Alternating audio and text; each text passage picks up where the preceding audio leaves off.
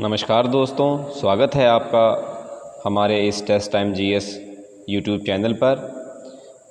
आज हम पढ़ने वाले हैं भारत के भूगोल में भारत की मिट्टियाँ, और भारत की मिट्टियों में हम पढ़ेंगे आज पार्ट 1।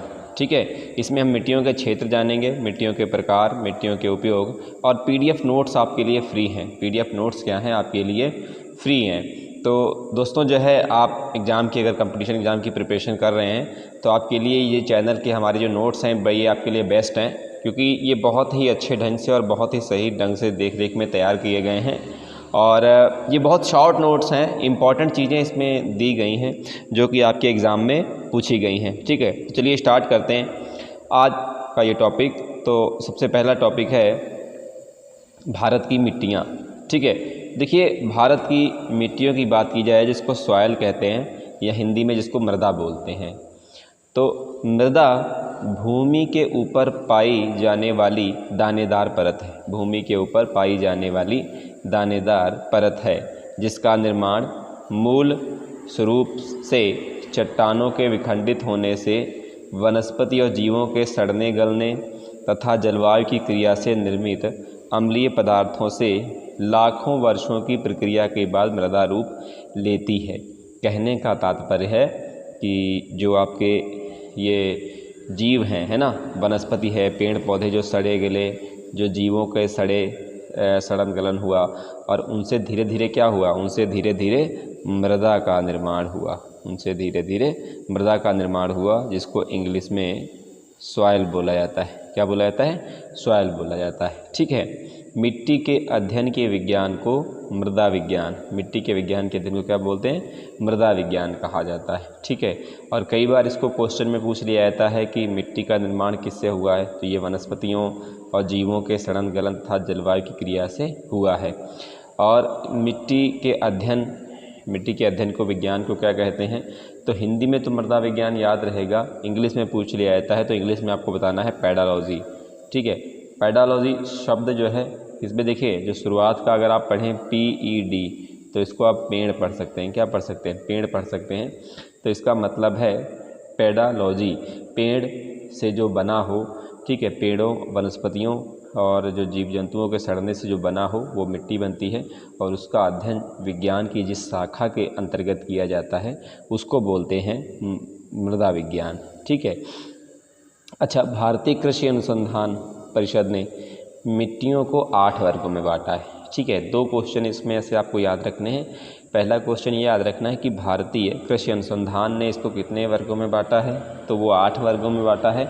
या दूसरे तरीके से क्वेश्चन ये आ सकता है कि 8 वर्गों में मिट्टियों को किसने बांटा है, तो वो भारतीय कृषि अनुसंधान परिषद ने बांटा है। ठीक है, देखिए, इसको जलोढ़ मिट्टी, काली मिट्टी, लाल मिट्टी, लैटराइट मिट्टी, पर्वतीय मिट्टी, दलदली मिट्टी, मरुस्थलीय मिट्टी और लवणीय मिट्टी, ये 8 प्रकार की मिट्टियां हैं। नंबर 1 जलोढ़ मिट्टी, नंबर 2 काली मिट्टी, नंबर 3 लाल मिट्टी, नंबर 4 लैटराइट मिट्टी, नंबर 5 पर्वतीय मिट्टी, नंबर 6 दलदली मिट्टी, नंबर 7 मरुस्थलीय मिट्टी, नंबर 8 लवणीय मिट्टी। मिट्टियों को 8 प्रकार से बांटा गया है, और ये भारतीय कृषि विज्ञान अनुसंधान परिषद ने बांटा है, और इसको मृदा विज्ञान कहते हैं, जिसमें मिट्टी का अध्ययन किया जाता है। आगे बात करते हैं। ठीक है, तो भारत में सबसे ज़्यादा क्षेत्रफल में जो मिट्टियाँ पाई जाती हैं वो 4 मिट्टियाँ पाई जाती हैं। कौन कौन सी पाई जाती हैं? 4 मिट्टियाँ पाई जाती हैं। कौन कौन सी हैं? नंबर 1 है आपकी जलोढ़ मिट्टी, नंबर 1 है जलोढ़ मिट्टी, नंबर 2 लाल मिट्टी, नंबर 3 काली मिट्टी, नंबर 4 लैटराइट मिट्टी।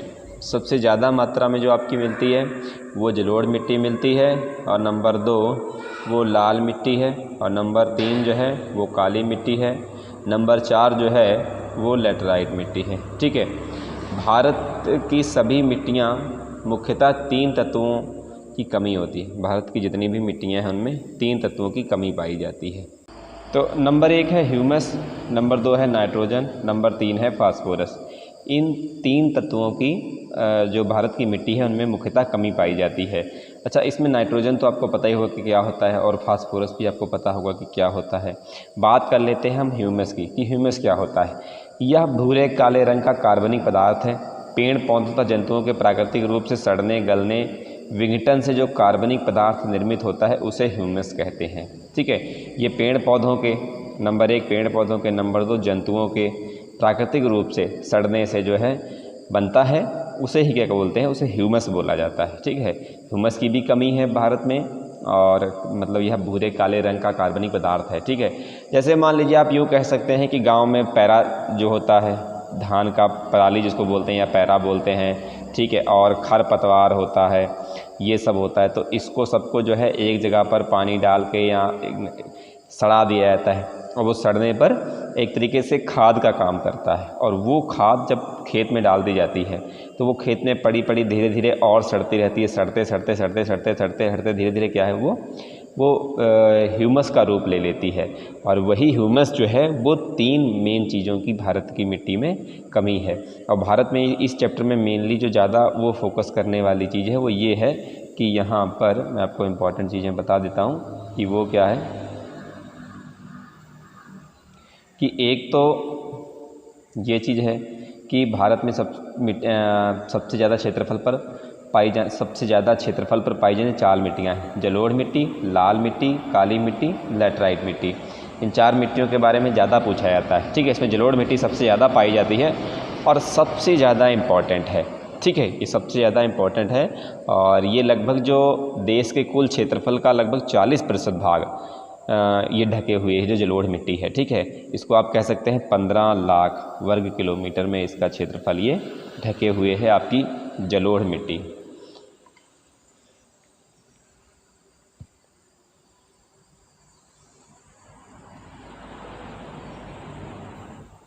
अब हम बात कर लेते हैं जलोढ़ मिट्टी की। ठीक है, यहाँ पर जलोढ़ मिट्टी की डिटेल में आप पढ़ाऊँगा आपको। ठीक है, कह रहा है कि इसे दोमट मिट्टी भी कहते हैं और कछारी मिट्टी भी कहते हैं। क्या कहते हैं? दोमट मिट्टी भी कहते हैं और कछारी मिट्टी भी कहा जाता है।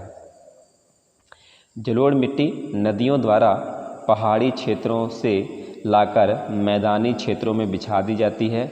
जलोढ़ मिट्टी भारत में पाई जाने वाली सर्वाधिक उपजाऊ मिट्टी है। अगर सबसे ज़्यादा उपजाऊ मिट्टी की बात की जाए तो वो जलोढ़ मिट्टी है। ये सबसे ज़्यादा उपजाऊ है भारतीय क्षेत्र में, सबसे ज़्यादा उपजाऊ क्षेत्र भारत का बनाती है ये जलोढ़ मिट्टी, और ये नदियों के द्वारा ला करके बहा के बिछाई जाती है। और इसको दोमट मिट्टी भी कहते हैं और कछारी मिट्टी भी कहते हैं। ठीक है,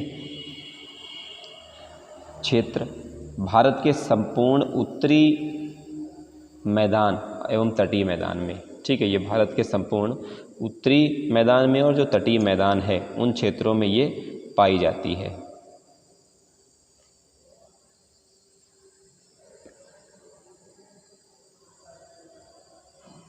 अब उत्तरी मैदान ये वाला है। ठीक है, ये वाले उत्तरी मैदान में ये पाई जाती है, ऐसे करके यहाँ करके, और ये वाले हिस्से में यहाँ पर ये पाई जाती है। ठीक है, उसके बाद में यहाँ सा हल्का सा हिस्सा ऐसे करके, ये करके, और यहाँ पर ऐसे पाई जाती है, और इस हिस्से में पाई जाती है। ठीक है, और उसके बाद में ये वाले हिस्से में पाई जाती है। ठीक है, ऐसे करके,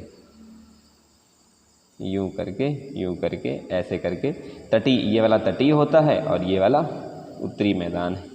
ये वाला कैसा है? उत्तरी मैदान है, और ये वाला तटीय मैदान है। ठीक, इस तरीके से ये पाई जाती है।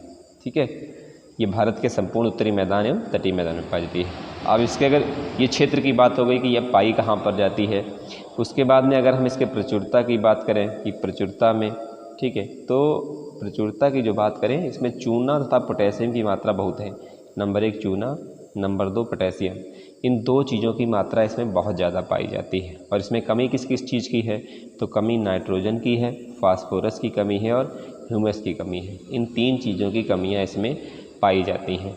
ये मिट्टी धान की खेती के लिए काफ़ी अच्छी मानी जाती है तथा साथ ही साथ गेहूँ, मक्का, तिलहन, आलू की खेती भी की जाती है। ठीक है, मेनली जो आपके जलोढ़ मिट्टी है, ठीक है, ये धान की खेती के लिए अच्छी मानी जाती है, और गेहूँ है, आपका मक्का है, तिलहन है, आलू की खेती है, इनके लिए भी ये मिट्टी अच्छी मानी जाती है।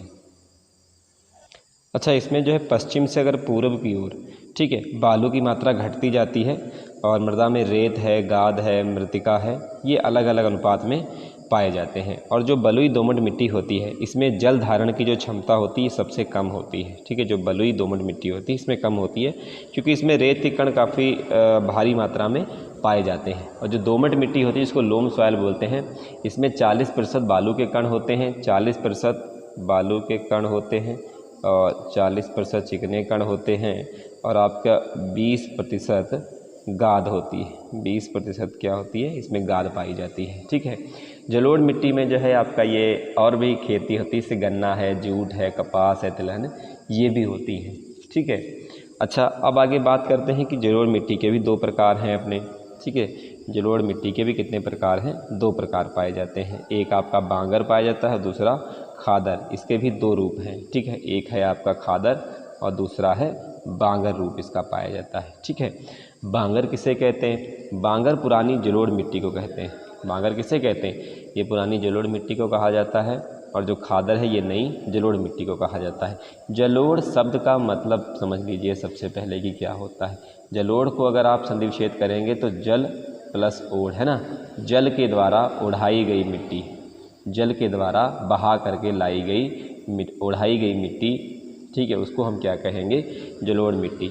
असल में जब ये नदियाँ पहाड़ी क्षेत्रों से निकलती हैं तो अपने साथ में कंकड़ पत्थरों को काट करके लाती हैं और उन कंकड़ पत्थरों को काट करके ला करके ये मैदानी भागों में बिछा देती हैं और मैदानी भागों में जब ये बिछा देती हैं तो वो मृदा का रूप ले लेती है। उसी को कहा गया है आपकी जलोढ़ मिट्टी। और जलोढ़ मिट्टी 2 तरीके की होती है, एक आपकी होती है खादर और दूसरी होती है बांगर।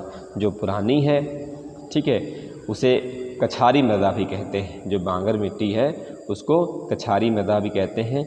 इसमें कंकड़ है, अशुद्ध कैल्शियम कार्बोनेट की मात्रा भी ज़्यादा होती है और इसका रंग पीला, रक्ताभ, भूरा भी होता है। ठीक है, और शुष्क क्षेत्रों में इन मिट्टियों में लवणता, क्षारीयता, निक्षेप भी मिलते हैं। ठीक है, जिन्हें रेह कहा जाता है। ठीक है, और खादर की बात करें तो खादर बिल्कुल नई चीज़ होती है, नई जलोढ़ मिट्टी होती है। ठीक है, ये बारीक गाद होती है और इसमें बांगर की तुलना में ज़्यादा बारीक कण पाए जाते हैं। ठीक, तो मेरे ख्याल से आप समझ गए होंगे कि पुरानी जलोढ़ मिट्टी को बांगर कहा जाता है। जैसे हम लोग बुलाते नहीं हैं कि ये कोई चीज़ है भांगार, तो भंगार तो वो पुरानी चीज़ को बोला जाता है, तो वैसे ही बांगर जो है पुरानी मिट्टी को बोला जाता है और खादर जो है वो नई मिट्टी को बोला जाता है। ठीक, खाद, ठीक है, खाद शब्द से भी आप समझ सकते हैं कि खाद हमेशा नई ही बोई जाती है। जब भी हम बोएंगे तो जो खाद खेत में डालेंगे वो कैसी डालेंगे, वो नई डालेंगे। तो नई खाद डालेंगे तो इसका मतलब वो क्या होगा, वो नई खाद है तो नई जलोढ़ मिट्टी होगी। और जो बचा है, बची क्या, फिर बांग बची, तो बांगर वो क्या हो गई, वो पुरानी जलोढ़ मिट्टी हो गई। अब बात कर लेते हैं काली मिट्टी की। ठीक है, तो काली मिट्टी में क्या है कि इसका निर्माण बेसाल्ट चट्टानों के टूटने फूटने से होता है। कौन सी चट्टानों के, बेसाल्ट चट्टानों के टूटने फूटने से होता है। देखिए होता क्या है, असल में जब ज्वालामुखी का विस्फोट हुआ तो उससे लावा निकला, लावे से बेसाल्ट चट्टानें बनी और उन चट्टानों से काली मिट्टी बनी। उन चट्टानों से क्या बनी, काली मिट्टी बनी। ठीक है, इसी मिट्टी को यहाँ पर थोड़ा सा ना लिखने में मिसप्रिंट हो गया है, लेकिन आपको नोट्स सही करके दे दिए जाएंगे अगर आपको चाहिए होंगे तो। काली मिट्टी को रेगुर मिट्टी, कपास की मिट्टी, लावा मिट्टी भी कहते हैं। ठीक है, इस मिट्टी का काला रंग टिटेनिस फेरस मैग्नेटाइट की उपस्थिति के कारण होता है। ठीक है, ये याद रखिएगा, टिटेनी फेरस मैग्नेटाइट की उपस्थिति के कारण होता है। इसको रेगुर मिट्टी भी कहते हैं, इसको कपास की मिट्टी भी कहते हैं और इसको लावा मिट्टी भी कहते हैं। ठीक, क्योंकि ये लावा से बनी है तो इसलिए लावा की मिट्टी कहा जाता है। यहाँ पर कपास की खेती बहुत होती है तो इसलिए इसको कपास की मिट्टी भी कहा जाता है।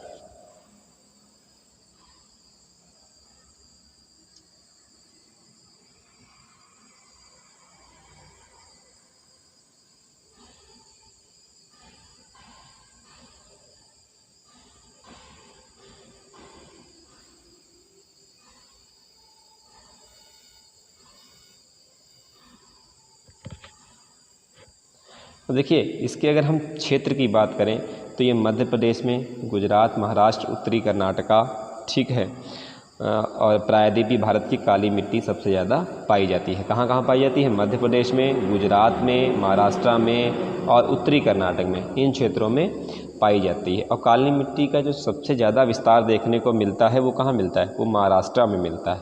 वो ये वाला क्षेत्र जो है, यहाँ पर ज्वालामुखी के इस साइड में विस्फोट हुए थे, तो ये वाला हिस्सा आप ऐसे करके समझ सकते हैं, ऐसे करके, यूँ करके, यूँ करके, ठीक है, ऐसे करके, ये वाले हिस्से में, मध्य हिस्से में कह सकते हैं महाराष्ट्र में, यहाँ पर सबसे ज़्यादा मिलती है। ठीक है। और काली मिट्टी कपास की खेती के लिए उपयुक्त होती है। काली मिट्टी कपास की खेती के लिए उपयुक्त होती है, ये भी ध्यान रखिएगा, और इस क्षेत्र में पाई जाती है। और जो ये आपका टिटैनी फेरस मैग्नेटाइट है, ये ब्लैक मैग्नेट के नाम से आप ट्रिक याद रख सकते हैं। ये क्वेश्चन एक बार पूछा गया है कि जो काली मिट्टी का काला रंग है तो किसके कारण है, तो वो है टिटैनी फेरस के कारण। और ये सबसे ज़्यादा कहाँ पाई जाती है, तो वो महाराष्ट्र में पाई जाती है। ये कौन सी चट्टानों से बनी है, तो ये बेसाल्ट चट्टानों से बनी है। और ये सबसे ज़्यादा इसमें कौन सी खेती होती है, तो यहाँ पर कपास की खेती होती है। या फिर ऐसे भी पूछ लिया जाता है कि कपास की खेती सबसे अधिक किस मिट्टी में होती है, तो कपास की खेती जो होती है वो आपकी काली मिट्टी में होती है। कहाँ होती है, वो आपकी काली मिट्टी में होती है। ठीक है, ये भी आप बात का ध्यान रखेंगे। ठीक है, आगे बात कर लेते हैं। काली मिट्टी को जुते हुए खेत की मिट्टी भी कहते हैं, क्योंकि काली मिट्टी जल सोखने की क्षमता अधिक होती है। जब इसके ऊपर धूप पड़ती है तो इसमें दरारें पड़ जाती हैं और ये जुते हुए खेत की तरह हो जाती है। ठीक है, काली मिट्टी जो होती है, जब इसमें जल सोखने की जो क्षमता होती है, ठीक है, इसके जो जल सोखने की क्षमता होती है वो बहुत ज़्यादा होती है, मतलब पानी बहुत जल्दी इसमें सूख जाता है। ठीक है, पानी बहुत जल्दी सूख जाता है और इसमें क्या होता है, दरारें पड़ने लगती हैं, ऐसे करके दरारें पड़ने लगती हैं। जब इसमें दरारें पड़ती हैं तो दरारें पड़ने के बाद में ये ऐसा लगता है जैसे जुता हुआ खेत, क्या लगता है कि जुता हुआ खेत, तो इसलिए इसको क्या कहा जाता है, जुते हुए खेत की मिट्टी। ये भी इसका नाम दिया जाता है कि जुते हुए खेत की मिट्टी किसे कहते हैं, तो वो काली मिट्टी को कहा जाता है। और इसमें दरारें क्यों पड़ती हैं, क्योंकि इसकी जल सोखने की क्षमता सबसे ज़्यादा होती है, इसलिए इसमें दरारें पड़ जाती हैं। और ये लावा से बनी हुई है, इसलिए ये टाइट होकर इसमें खिंचावपन आता है, खिंचावपन के कारण जो है इसमें दरार पड़ जाती है। आगे बात कर लेते हैं लाल मिट्टी की। ठीक है, तो लाल मिट्टी प्रायद्वीपीय भारत के कम वर्षा वाले क्षेत्र में पाई जाती है। जहाँ पर वर्षा कम होती है वहाँ पर ये पाई जाती है। ठीक है, इस मिट्टी का लाल रंग जो होता है वो फेरिक ऑक्साइड के कारण होता है। आप में से कुछ छात्र जो साइंस पढ़ते होंगे उनको पता होगा कि फेरिक ऑक्साइड क्या होता है। फेरिक ऑक्साइड की उपस्थिति के कारण होता है। इस मिट्टी में लोहा और सिलिका की अधिकता होती है। ठीक है, लोहा और सिलिका की अधिकता होती है। यह मिट्टी तमिलनाडु में, आंध्र प्रदेश में, नागालैंड में, महाराष्ट्र में, कर्नाटका में, इन भागों में पाई जाती है। और सबसे ज़्यादा जो इसका विस्तार है वो तमिलनाडु और आंध्र प्रदेश में है, तमिलनाडु और आंध्र प्रदेश में है। ठीक है, तो मैंने आपको जलवायु वाला जो पार्ट 2 पढ़ाया था उसमें बताया था मैंने, शायद पार्ट 1 या पार्ट 2 में है, तो वो आप जाके देखा होगा आपने। अगर नहीं देखा है तो डिस्क्रिप्शन में लिंक दिया है, देख लीजिएगा जा करके कि ये तमिलनाडु है और आंध्र प्रदेश है ना, यहाँ पर वर्षा कम होती है, यहाँ पर ये कम वर्षा वाले क्षेत्र हैं। ठीक है, ये कम वर्षा वाले क्षेत्र हैं। ये ऐसे करके इनको हम यूँ करके यहाँ से ले सकते हैं, ऐसे करके, ये यहाँ पर ऐसे करके, ऐसे करके, ऐसे करके, ठीक है, ये वाला हिस्सा, और यहाँ पर एक जगह पर थोड़ी सी मिट्टी यहाँ पर भी है। ठीक है, यहाँ पर तो ये पाई जाती है। कौन सी मिट्टी है, लाल मिट्टी पाई जाती है। ठीक है, और इसमें लाल रंग किसके कारण होता है, तो वो होता है फेरिक ऑक्साइड के कारण, फेरिक ऑक्साइड की फेरिक ऑक्साइड की उपस्थिति के कारण होता है। ठीक है, और ये मुख्यतः ज़्यादा विस्तार जो इसका है वो तमिलनाडु में और आंध्र प्रदेश में है। ठीक है, ये भी याद रखिएगा कि आपसे पूछा जाता है कि लाल मिट्टी का सबसे ज़्यादा विस्तार कहाँ है, तो वो तमिलनाडु, आंध्र प्रदेश में है। और ये भी एक क्वेश्चन इंपॉर्टेंट है कि ये बाजरे की खेती के लिए उपयुक्त मिट्टी मानी जाती है। ठीक है, बाजरे की खेती सबसे ज़्यादा यहाँ होती है। जब लाल मिट्टी जल सोख लेती है, यानी कि जलयोजित हो जाती है, जलयोजित रूप ले लेती है, तब यह पीली दिखाई पड़ने लगती है। आप इनमें में जिन्हें देख पा रहे हैं कि जब इस मिट्टी में मान लिया मिट्टी ले ली गई और जब उसमें पानी डाला गया और सूख गई, तो वो कैसा उसका रंग हो गया, उसका रंग पीले कलर में बदल गया। ठीक है, तो इसको पीली दिखाई देती है, इसको पीली मिट्टी के नाम से भी जाना जाता है। लाल मिट्टी को ही पीली मिट्टी के नाम से जाना जाता है। इसमें मिट्टी में लोहा और सिलिका की अधिकता होती है। कौन सी मिट्टी में लोहा और सिलिका की अधिकता होती है, वो लाल मिट्टी में होती है। लाल मिट्टी का लाल रंग क्यों होता है? तो वो होता है आपका फेरिक ऑक्साइड के कारण। किसके कारण? वो होता है आपका फेरिक ऑक्साइड के कारण होता है। ठीक है, वो आपका फेरिक ऑक्साइड के कारण होता है। और जो इसमें सबसे ज़्यादा क्षेत्रों में पाई जाती है वो तमिलनाडु और आंध्र प्रदेश में पाई जाती है। ये बाजरे के लिए उपयुक्त होती है, जलयोजित करके ये पीली पड़ जाती है। आगे बात कर लेते हैं लैटराइट मिट्टी की। ठीक है, यह मिट्टी उस क्षेत्र में पाई जाती है जहाँ पर 200 सेंटीमीटर, ठीक है, से अधिक वर्षा हो। ठीक है, ये गलत हो गया, अधिक वर्षा हो और गर्मी अत्यधिक पड़े। गर्मी क्या है? अत्यधिक पड़े, मतलब वर्षा 200 सेंटीमीटर से अधिक होनी चाहिए और गर्मी अत्यधिक पड़े, उसको ही क्या बोलते हैं? लैटराइट मिट्टी बोला जाता है कि 200 सेंटीमीटर से ज़्यादा वर्षा हो। तो ये अच्छा, वर्षा 200 सेंटीमीटर से ज़्यादा ये कैसे नापी जाती है? ये अगर आपको नहीं पता है तो आप मुझे कमेंट करना, मैं आप पर उस पर वीडियो बना के दे दूँगा वर्षा के बारे में।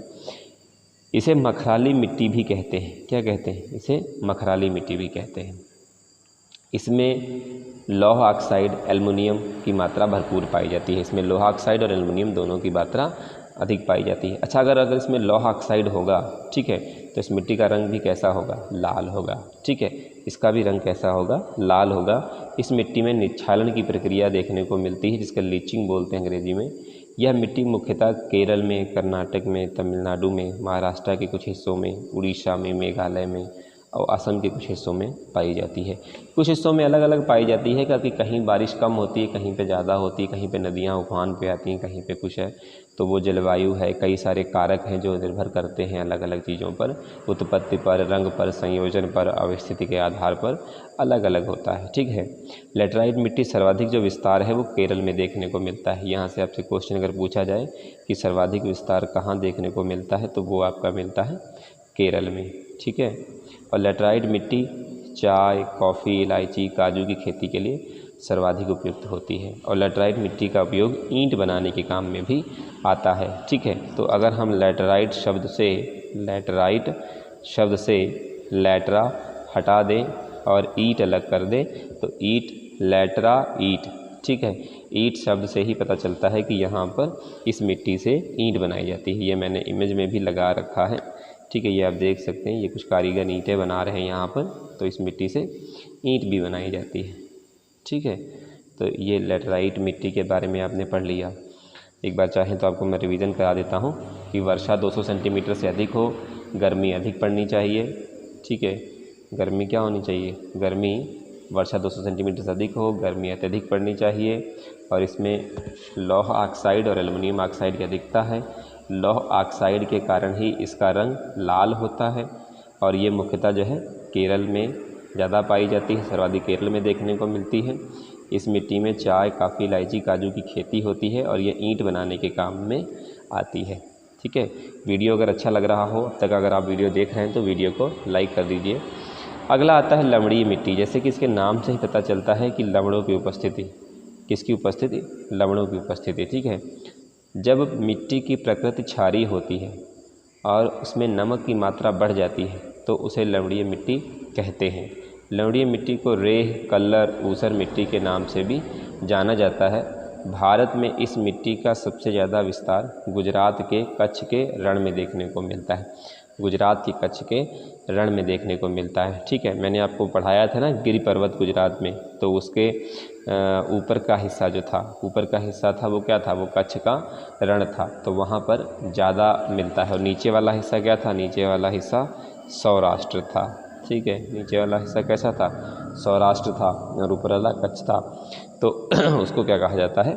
लवणीय मिट्टी कहा जाता है। इसमें रेह, कल्लर, ऊसर मिट्टी के नाम से भी इसको जाना जाता है। लवणीय मिट्टी को रेह मिट्टी भी बोलते हैं, कल्लर भी बोलते हैं और ऊसर भी बोलते हैं। ठीक है, और इसमें नमक की मात्रा बढ़ जाती है।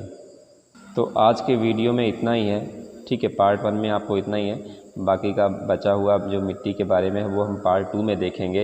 वीडियो अगर अच्छा लगा हो तो वीडियो को करें लाइक और चैनल को करें सब्सक्राइब और मुझे सपोर्ट करने के लिए अपने दोस्तों के साथ करें शेयर। ठीक है, ये शेयर जो आप करेंगे और सब्सक्राइब करेंगे, लाइक करेंगे, ये यूँ समझ लीजिए कि आप मेरी गुदक्षिणा मुझे दे रहे हैं, मेरी मेहनत का फल मुझे दे रहे हैं। बस मुझे आपकी तरफ से ये 3 चीज़ें फ्री ऑफ कॉस्ट चाहिए और कुछ भी नहीं चाहिए। बाकी आपको मुझसे जो भी चाहिए, PDF नोट्स चाहिए या किसी सब्जेक्ट पर वीडियो चाहिए या किसी एग्ज़ाम की तैयारी के लिए कोई प्रॉब्लम आपको आती है तो आप मुझे कमेंट करें, ठीक है। मैं व्हाट्सएप सपोर्ट करूँगा, ठीक है।